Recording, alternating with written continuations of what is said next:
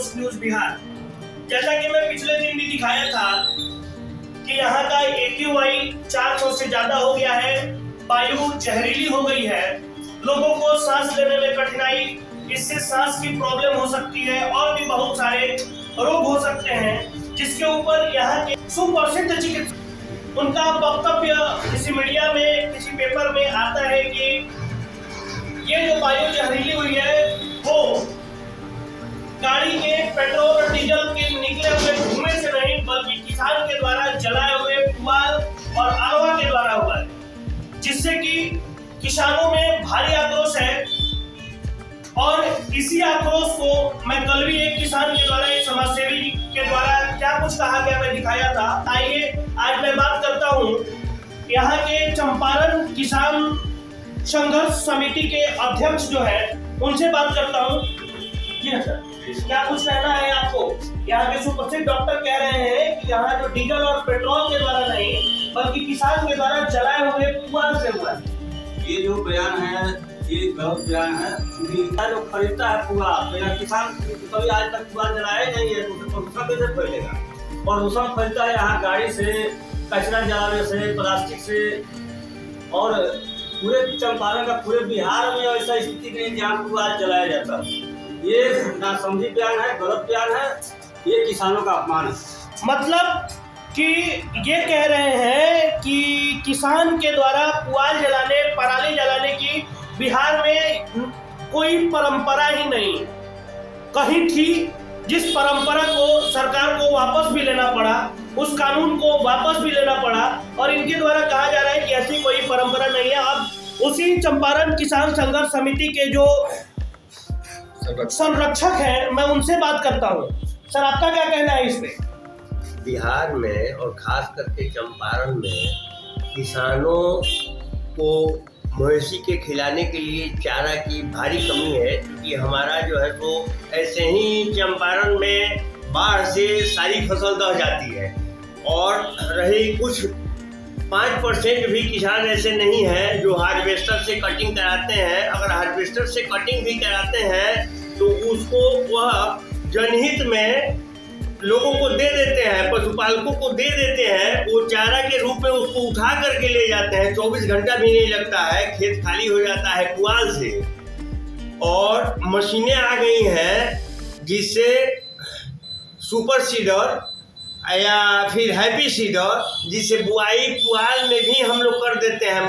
मैं ही मशीन से कटवाता हूँ, हार्वेस्टर से कटवाता हूँ और हार्वेस्टर से कटवाने के बाद मैं जनहित में पशुपालकों के लिए जो भी पुआल होता है वह लूट की तरह हो जाता है, लूट जाता है, उसमें टाइम भी नहीं लगता है। और उसके बाद हैप्पी सीडर से बुआई कर दिए हैं, पुआल के साथ बुआई हो गया। यह किसानों के ऊपर लांछन एक सुप्रसिद्ध डॉक्टर के द्वारा लगाना अशोभनीय है। उनको इसके लिए माफी मांगना चाहिए किसानों से, क्योंकि शहर में प्लास्टिक जलाने से जो प्रदूषण फैल रहा है और जो टेम्पुएं हैं पुरानी, जो 2 व्हीलर गाड़ियां हैं जिसमें मोबिल मिला के चलाया जाता है, उससे प्रदूषण ज़्यादा निकलता है। पुरानी गाड़ियां कुछ ऐसी भी हैं जो टेम्पो वगैरह ढोने के लिए जो है तो आजकल लोग इस्तेमाल कर रहा है, जिसका धुआं भी निकलता है।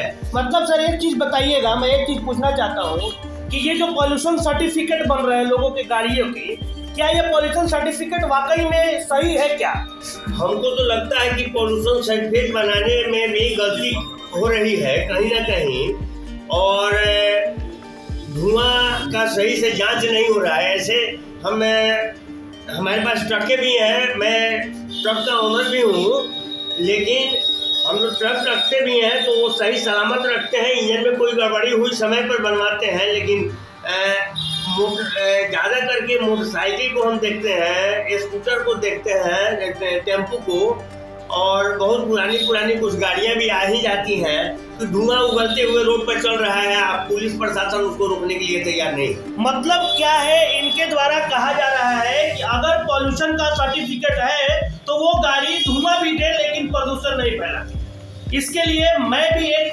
यहाँ के डीटीओ, स्थानीय डीटीओ से ये बात कहूंगा कि कृपया करके अपने निरीक्षण में पॉल्यूशन सर्टिफिकेट की एक बार जांच हो। ये बात होनी चाहिए कि नहीं होनी चाहिए? रोड पर जो गाड़ियां चल रही हैं, वहाँ जो धुआं उगलती गाड़ी जा रही है, उसकी जांच होनी चाहिए। और कचरा जलाने के सवाल है, जहाँ दुकानदार रेडीमेड है या अगल बगल के जो है कचरा प्लास्टिक इकट्ठा करके जला देते हैं, यह सरासर गलत है। जो इसका आरोप किसानों पर लगाया जाए।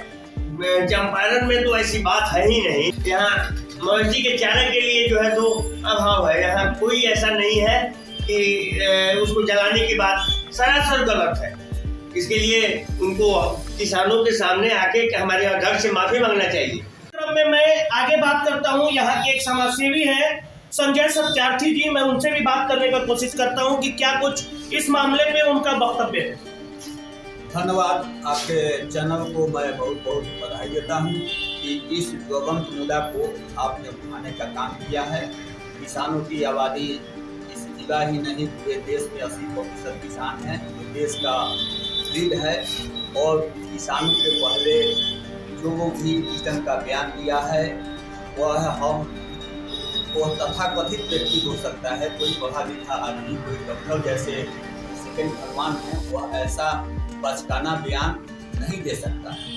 तो वो समाज में विद्वेष फैलाना चाहते हैं। यहाँ बाढ़ और सुखाड़ की मार यहाँ की जनता झेलती है। नेपाल की पानी आती है, बह जाता है, कभी बारिश नहीं होती है, सुखाड़ की स्थिति हो जाती है।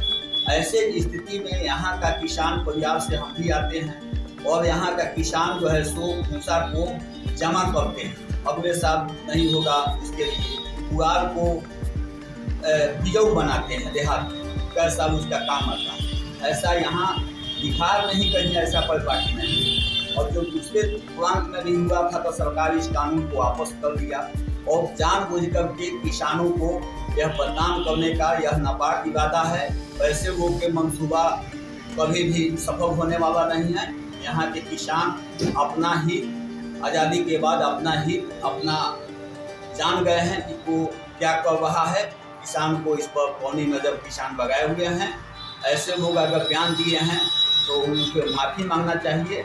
गलती हो गई होगी, हम चाहेंगे कि ऐसे बात को वापस कर ले। आइए मैं इसी क्रम में एक और बात करता हूँ। यहाँ के चैम्बर ऑफ कॉमर्स के वीरेंद्र जलान जी हैं, मैं उनसे बात करने का कोशिश करता हूँ।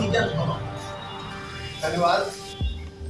मैं फिलहाल सिटीजन फोरम ऑफ मोतिहारी का अध्यक्ष हूँ और उसी नाते बहुत बड़ी ये चिंता है कि मोतिहारी का जो पर्यावरण है इतना दूषित कैसे हो गया है। अनेक कारण हो सकते हैं, लेकिन हमारे जो प्रशासनिक पदाधिकारी और राजनेता हैं बिल्कुल निश्चिंत से रखे। पूरे देश में सबसे ज़्यादा प्रदूषण मोतिहारी में है। ये जानकर आश्चर्य होता है कि आखिर मोतिहारी कहाँ पहुँच गया है। लेकिन अभी तक ना तो प्रशासन ने, ना तो राजनेताओं ने, हमारे जनप्रतिनिधि ने इस दिशा में कोई कदम उठाने का प्रयास किया है। जो बयान इक्का दुक्का आ रहे हैं वो बिल्कुल अपरिपक्व बयान है, क्योंकि देखिए किसी भी एक वर्ग को इसके लिए दोषी ठहराना उचित नहीं है। और जो हमारे इस क्षेत्र के किसान हैं वो पहले से परेशान हैं। किसान जो है, अब आप देखिए चंपारण के किसान अब किसान नहीं रह गए, वो मजदूर बन गए हैं। वो लोग बाहर जाके मजदूरी करते हैं। जो थोड़े बहुत लोग किसान में बचे हुए हैं, अब तो पुआल इतना कम होने लग गया है कि पशु को चिलाने के लायक पुआल यहाँ पर। क्या कारण है किसानों को बाहर जाने का, इसके बारे में भी कुछ बताएंगे? देखिए, जब तक किसानों को उनके खेतों में जो खेती करते हैं उनको लाभदायक मूल्य नहीं मिलेगा, उनकी जीविका नहीं चलेगी, तब तक लोग किसानी नहीं करेंगे। तो ये जो पर्यावरण जो दूषित हुआ है ना, प्रशासन और जनप्रतिनिधियों को जागरूक होकर सारे स्टेक होल्डर के साथ एक बैठक करके इस समस्या का समाधान निकालना चाहिए। किसी एक वर्ग को दोषी ठहराना कहीं से उचित नहीं। देखिए, सभी स्टेक होल्डर के साथ एक मीटिंग करनी चाहिए और फिर उसका निर्णय निकालना चाहिए। किसी एक वर्ग को दोषी नहीं ठहराना चाहिए। इस क्रम में मैं आगे बात करता हूँ। एक समाजसेवी जिनसे मैं पिछले दिन भी बात किया था, वो समाजसेवी रंजीत गिरी जी यहाँ मौजूद हैं। मैं उनसे बात करने का कोशिश करता हूँ कि उनका फिर क्या वक्तव्य है इसके ऊपर।